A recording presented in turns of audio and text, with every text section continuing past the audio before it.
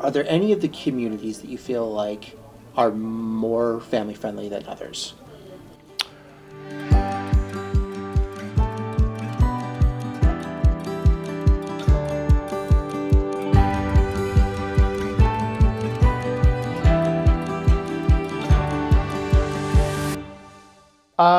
Yeah, I would say so. When you look at, like, well, Ocean City has the moniker and has been awarded, the greatest American family resort, Okay. right?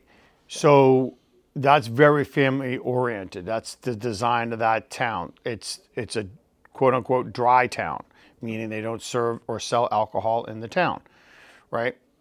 Not to say it's not dry in the households, but it's Right. it's dry in the town. So that's very family oriented. Wherever forever it's been like the families have felt safe to allow their kids to go to the boardwalk on their own, Oh, not necessarily under parental supervision, even at younger ages, because you just didn't have that element yeah. around. So Ocean City is driven very much in that regard.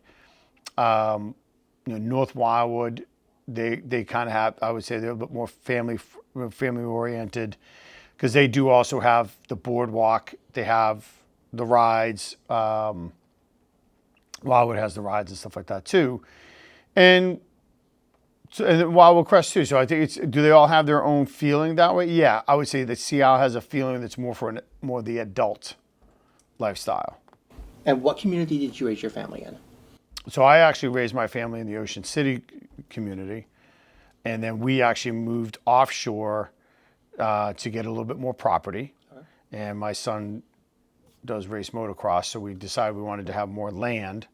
So we moved off. Well, that was one of the became. He's doing that now, not because we moved offshore, but we wanted to have more land. We wanted to have more space. We wanted to be able to raise our kids in a bigger environment. Ironically, we had discussed it. My wife grew up in Philadelphia, so she grew up in a row home.